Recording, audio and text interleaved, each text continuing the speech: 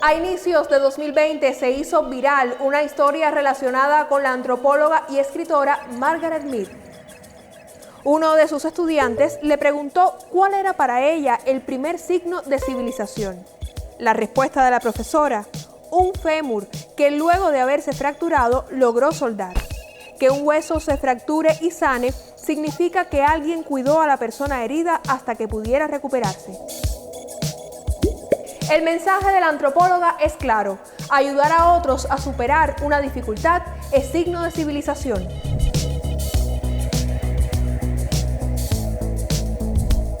La COVID-19, primera gran pandemia de este siglo, demostró la necesidad de colaboración en todas las esferas de la vida y en especial en el ámbito científico. En este contexto, por ejemplo, se ha brindado libre acceso a investigaciones en curso y a muchísimos datos que sirven como punto de partida para nuevos estudios. A poco más de un mes de detectados los primeros casos, científicos chinos pusieron a disposición de la comunidad internacional la primera secuencia del genoma del SARS-CoV-2. Esto ocurrió en tiempo récord. Para que tenga una idea, descifrar todo el mapa genético del VIH demoró medio siglo. En el caso del nuevo coronavirus tuvimos acceso muy rápido al genoma, una especie de manual de instrucciones para su funcionamiento y transmisión. Junto a este código y con el propósito de diseñar mejores estrategias de control, los científicos necesitaban ver al SARS-CoV-2 que mide unos 100 nanómetros. Esto significa que en 1 milímetro pueden existir hasta 10.000 partículas virales. A esa escala diminuta solo accedemos a través de la microscopía electrónica. Especialistas de diversos países obtuvieron estas microfotografías compartidas en plataformas digitales de dominio público. Al alcance de todos quedaba un conocimiento útil para el desarrollo de tratamientos y vacunas. Investigadores cubanos también captaron imágenes del SARS-CoV-2. Científicos de varias instituciones trabajaron en equipo para lograrlo.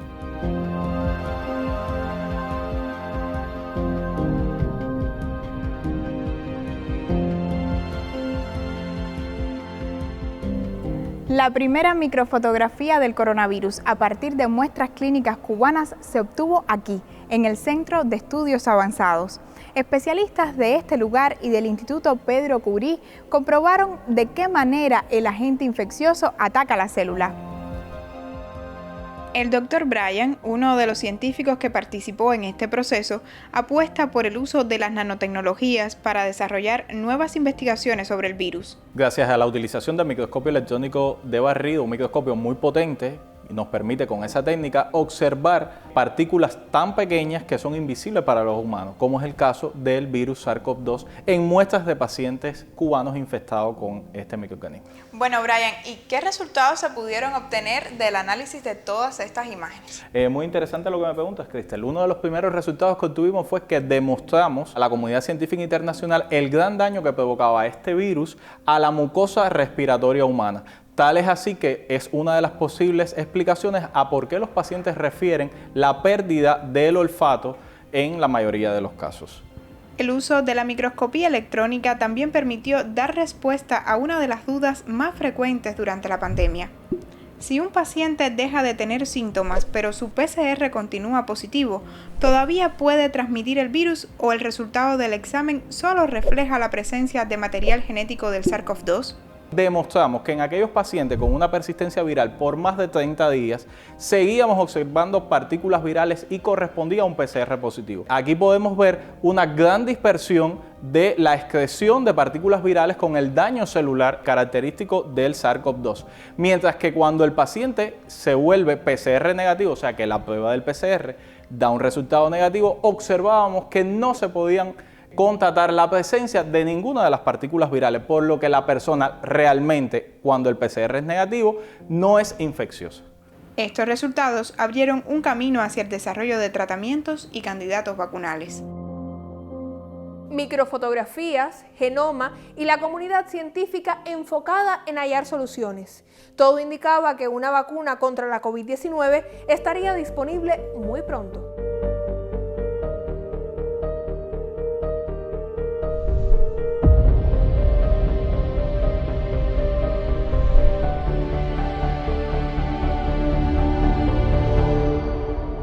Sin embargo, la búsqueda de vacunas seguras y efectivas ha demostrado que el proceso de investigación es tan importante y noticioso como el resultado final. El desarrollo de un candidato vacunal debe cumplir varias fases. En la etapa de ensayos clínicos pueden aparecer efectos adversos. Si esto ocurre, es necesario hacer un alto en el estudio, revisar el trabajo y ajustarlo.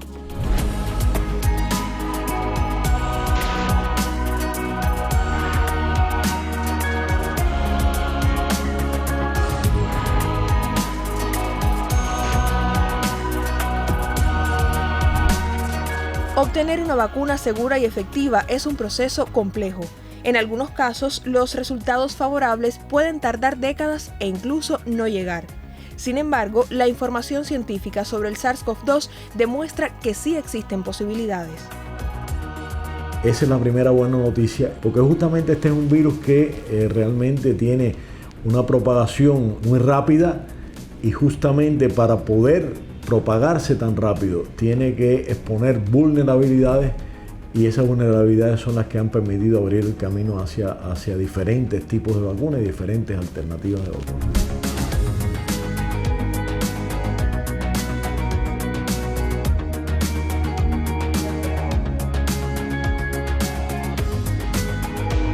Una de las grandes ventajas que tienen todas estas vacunas que están siendo desarrolladas en Cuba es la conocida seguridad que tienen las plataformas tecnológicas en las cuales hemos avanzado. Y por otra parte, el reto fundamental, una vez que probemos la seguridad de estas vacunas, estará en encontrar cómo se comporta cada una con respecto a los niveles de inducción de la respuesta inmune y los niveles de protección que son capaces de inducir. Todos los candidatos vacunales cubanos se encuentran en diferentes fases de ensayos clínicos. Soberana 01 y 02 forman parte de las vacunas contra la COVID-19 más avanzadas, según el listado oficial de la Organización Mundial de la Salud. Para llegar a estos resultados, trabajan en equipo especialistas del Instituto Finlay de Vacunas, del Centro de Inmunología Molecular y de la Facultad de Química de la Universidad de La Habana. Esa estrategia de colaboración propone una mirada transformadora sobre el modo de hacer ciencia que incluye el vínculo entre las empresas y el conocimiento generado desde la academia. Todo el mundo nos pregunta cómo fue que llega a la Universidad de La Habana el proyecto de Soberana. Es una duda que tienen mis amigos y que tienen incluso dentro de la universidad. Realmente por allá por el mes de mayo el profe Vicente Vélez nos llama y nos dice que necesita asesoría tecnológica, que necesita que nuestro grupo participe en el desarrollo de la vacuna. Y en específico necesitaba que nuestro grupo desarrollara un procedimiento de unión de dos proteínas, de dos moléculas muy grandes y muy complejas que convertirían esa unión de esas dos proteínas en una molécula más inmunogénica. Significa que va a proteger a nuestro organismo mejor contra el virus SARS-CoV-2. Para nosotros fue un gran honor, pero también una responsabilidad, porque cuando nos piden que necesitan algo específico, realmente nosotros sentimos que parte del proyecto dependía de las capacidades y del conocimiento que tenía nuestro grupo en la Universidad de La Habana para con ello. Debo decir que esa no es la única colaboración que existe de la universidad con BioCuba Pharma. Existen muchos otros proyectos, entre ellos con el Centro de Inmunología Molecular y con el Centro de Investigaciones y Desarrollo de Medicamentos. Ambas instituciones realmente tienen una colaboración muy activa con nuestro grupo y ha permitido el desarrollo de un nuevo laboratorio de síntesis química en la universidad. Y en este escenario de ciencias exactas y naturales es donde entran las ciencias jurídicas a desempeñar su papel. No fue hasta entonces con la creación de este contrato, que fue también innovador y novedoso, que es donde se logró el intercambio entre grandes profesionales de la ciencia y los estudiantes en la universidad.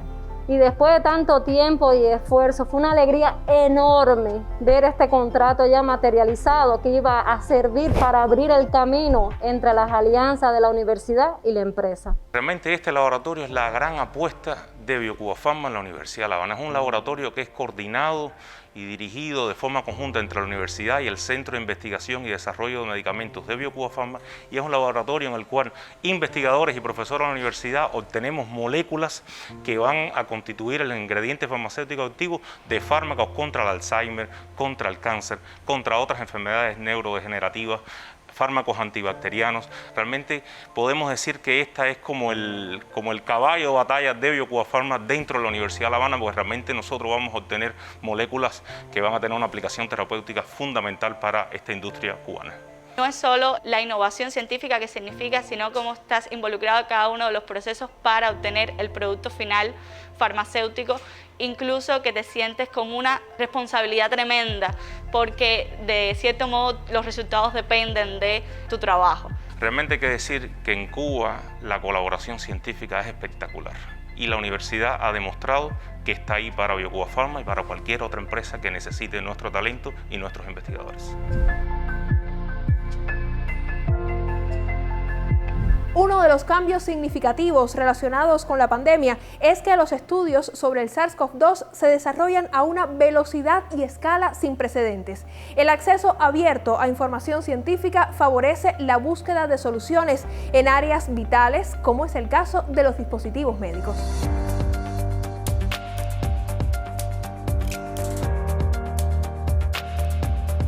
Códigos abiertos disponibles en Internet permitieron diseñar dos tipos de ventiladores pulmonares. En el caso del modelo invasivo, hablamos de los que se acoplan mediante intubación a pacientes graves y críticos en unidades de terapia intensiva. La otra variante son los no invasivos, útiles para asistir a personas con síntomas menos complejos. Para nosotros fue de gran ayuda tener acceso a códigos abiertos de diferentes universidades. Por ejemplo, la Universidad Tecnológica de Massachusetts, la Universidad de Bélgica, entre otras, que compartieron planos de sus ventiladores y al igual que ellos compartieron sus conocimientos, nosotros pensamos publicar en algún momento nuestros adelantos y todo nuestro know-how para que otro grupo en otro lugar del mundo ante una situación de crisis pueda usarlos también y pueda tener un ventilador de emergencia en corto plazo. Este proyecto ha sido un ejemplo de lo que se puede lograr entre muchos centros, entre muchas personas, entre muchas entidades e instituciones, donde cada cual usó sus potencialidades en lo que era bueno y lo unió a un colectivo para lograr un resultado en el menor tiempo posible.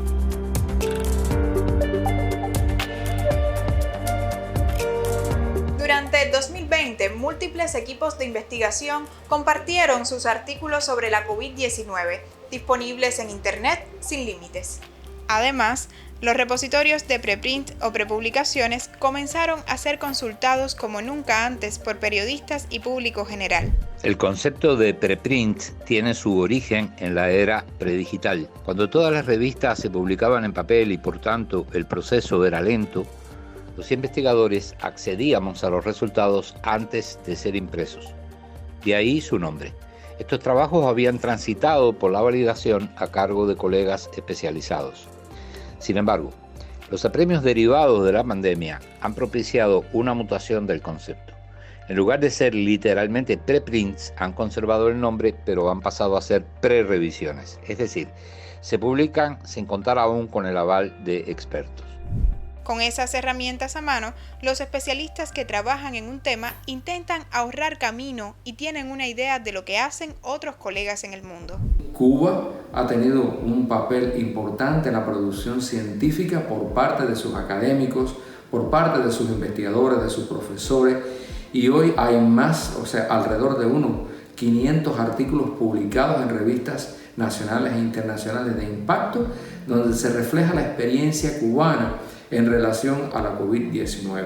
También Cuba ha trabajado en materia de los preprint y hay alrededor de unos 30 artículos en estas condiciones, también puestos a la comunidad científica internacional, llevando con la inmediatez que se requiere información para su interpretación adecuada.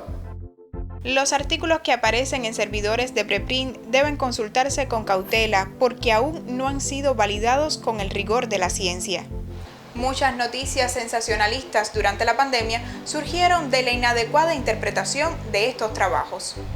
Algunos hallazgos presuntamente válidos, relacionados por ejemplo con posibles fármacos para tratar la COVID-19 alcanzaron gran notoriedad antes de que se comprobara definitivamente que no tenían las propiedades que se les atribuían.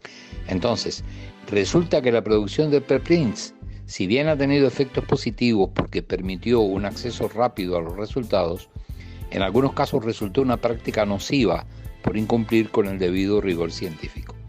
Estas experiencias invitan a estar muy atentos a evitar una aceptación acrítica de la información que está disponible con acceso abierto en Internet. También vinculado con el escenario digital, otro de los cambios que impulsó la pandemia fue lo que muchos consideran como el mayor experimento de teletrabajo de la historia. Para algunos, el 2020 significó quedarse en casa alejados de su rutina laboral. Para otros, adaptarse a nuevas dinámicas de trabajo. Se pasa de hablar de horas en el puesto de trabajo a horas dedicadas al trabajo. Ahora bien, para aprovechar las potencialidades del teletrabajo, los empleadores deben garantizar el acceso y la interacción de los empleados vía telecomunicaciones en cualquiera de sus variantes. Y es entonces responsabilidad de los empleados su participación efectiva en acciones individuales y colectivas, sin requerir de una constante fiscalización por los distintos niveles administrativos. Como parte del teletrabajo, el empleado organiza su rutina, acomoda el entorno laboral a sus gustos y pasa más tiempo en familia. Pero no todo en el teletrabajo es simple porque, por ejemplo, requiere de un individuo con un efectivo autocontrol y profesionalidad. Los empleadores deben, por su parte, evolucionar hacia un nuevo tipo de pensamiento y relaciones con los empleados, diferentes a las clásicas presenciales. Es responsabilidad del empleado la separación entre el trabajo y su vida, algo que puede resultar complicado de resolver por lo inusual de la situación. Requiere de nuevas competencias por parte del empleado que ahora integra un equipo virtual al que debe sumarse a partir de desarrollar nuevas competencias. Se reduce drásticamente la interacción social. A partir de la experiencia de teletrabajo en Cuba durante la pandemia, desde las redes sociales del Observatorio Científico, varios usuarios comentaron sobre la necesidad de una mejor infraestructura tecnológica en el país y de impulsar vías más asequibles para disponer de conexión a Internet. También compartieron puntos de vista sobre la importancia de un cambio de mentalidad en los empleadores al evaluar un trabajo que no se realiza en la tradicional jornada de 8 horas. Entonces, estamos hablando de aspectos de orden sociocultural y empresarial organizativo más que de problemas tecnológicos. El trabajo pasa a ser aquello que hacemos por encima de dónde lo hacemos. Aún en el supuesto de que se cuente con una estructura tecnológica de soporte de última generación, el pensamiento empresarial tiene que definir y propiciar las modalidades de trabajo remoto que puedan resultar efectivas en cada caso. Los sistemas informáticos y de telecomunicaciones existen ya hace unos buenos 20 años al menos. Por tanto, una vez más, estamos ante una situación que requiere el desarrollo de un nuevo pensamiento, nuevas estrategias esencialmente humanas. Ya sea por teletrabajo, estudio o para mantenernos comunicados con familiares y amigos, en 2020 pasamos más tiempo en escenarios digitales, a los que acudimos también para informarnos, pero no siempre a través de fuentes confiables. Si hago las gárgaras de sal seguido, como corresponde, durante 7 días, el próximo domingo, la pandemia debe estar bajo control en el país solo haciendo gárgaras de sal. Ante supuestos tratamientos frente a una realidad poco alentadora, los usuarios comenzaron a preocuparse por consultar datos que estuvieran verificados. Sin embargo, al inicio de la pandemia circularon por las redes sociales y servicios de mensajería videos como este. La verdad del coronavirus. El virus fue creado en los laboratorios de bioinformática de la empresa Pirbright Institute en 2014. A la velocidad de un clic, contenidos de apariencia científica llegaron a usuarios de todo el mundo, un fenómeno preocupante para las autoridades sanitarias. Las personas deben tener acceso a información precisa para protegerse a sí mismos y proteger a los otros. Mientras el virus se propaga, la desinformación hace más dura la labor de nuestros heroicos trabajadores de la salud. Está desviando la atención de los decisores al tiempo que causa confusión y extiende el miedo al público general. Junto a contenidos falsos y malintencionados sobre el origen del virus y la forma de curarlo, también al inicio de la pandemia aparecieron en redes sociales y algunos sitios de internet historias que mostraban cambios radicales en la naturaleza como una consecuencia positiva de la COVID-19. Pero en realidad esto no ocurrió así. El confinamiento paralizó muchas de las actividades económicas más contaminantes a nivel mundial. Por eso, países como China, Italia y Estados Unidos reportaron mejor calidad del aire y menores niveles de contaminación. Sin embargo, un estudio de Naciones Unidas confirma que la reducción en las emisiones de gases de efecto invernadero a raíz de la COVID-19 tendrá impactos muy limitados. De hecho, las principales estaciones de observación registran niveles más altos de dióxido de carbono si se comparan con 2019. Estos datos son una alerta, sobre todo si tenemos en cuenta que el CO2 permanece en la atmósfera y los océanos durante siglos. El mundo está lejos de cumplir los objetivos del Acuerdo de París sobre Cambio Climático, a pesar de las aparentes pruebas que proliferaron como noticia en Internet durante la pandemia. En medio de la desinformación, cobra fuerza una especie de red de consulta entre científicos, periodistas, personal de la salud y usuarios de Internet. La idea es colaborar en la verificación de datos. ¿Es el dióxido de cloro una cura para la COVID-19? ¿Las redes 5G propagan el coronavirus? ¿Cuánto hay de cierto en la imagen viral que alerta sobre los peligros de usar mascarilla? Los usuarios preguntan y desde las plataformas de fact-checking o verificación de datos, un equipo de trabajo investiga y evalúa la veracidad de un contenido. Para hacer fact-checking es muy importante ante todo tener en cuenta de qué sitio estamos leyendo la información.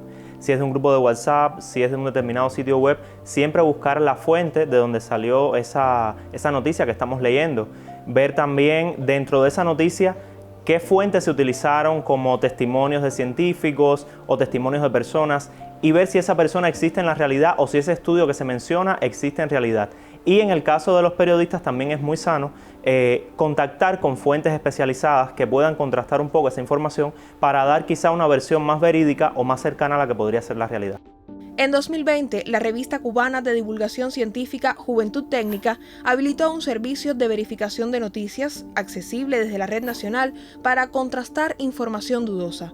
Además, en alianza con la Facultad de Matemática y Computación de la Universidad de La Habana y el proyecto Postdata Club, puso a disposición de los usuarios el tablero COVID-19 Cubadata.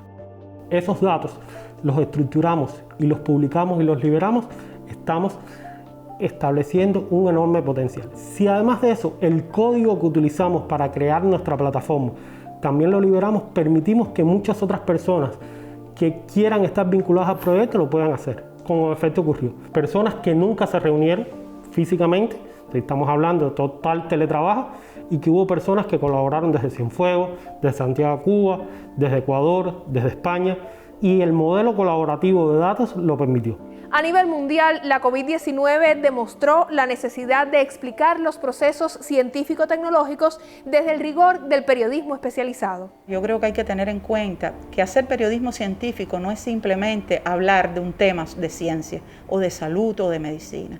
Hacer periodismo científico significa sobre todo contextualizar esa información, verla en sus antecedentes, en su complejidad, ver que no es un camino unidireccional, que hay retrocesos, que hay debate. Durante la pandemia, la ciencia ha estado en el centro de atención. Esto hizo que la relación entre periodistas y científicos fuera cada vez más estrecha. Y ahí apareció un tercer actor, que es el público. El público, con sus comentarios, con sus inquietudes, ha colaborado en esta unión entre científicos y periodistas, y al sumarse al público entre los tres se conformó una cultura científica cada vez más sólida.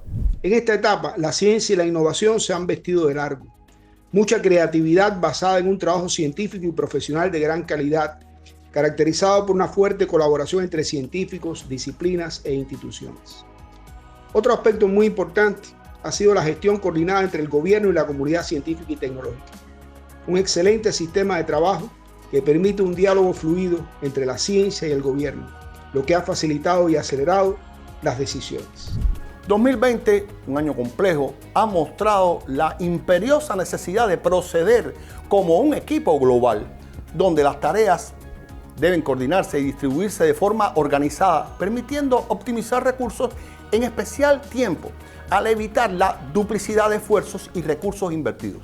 Esta no es una tarea sencilla. Ahora mismo el mundo se encuentra fraccionado, sometido a innumerables conflictos que pueden ser resueltos cuanto antes a partir del entendimiento de las urgencias de tanto humano necesitado. Debemos, tomando el ejemplo de nuestros antepasados, permitir que suelden las fracturas y sanen las heridas, potenciando el acuerdo, la colaboración y el uso conveniente de los avances del conocimiento. Superar situaciones como la pandemia pasa tanto por el entendimiento humano como por los avances de las ciencias y las tecnologías.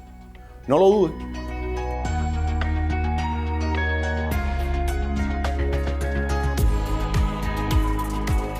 Los avances científicos y la voluntad para compartirlos fueron resultado de una dinámica de ayuda que muchos en el mundo asumimos.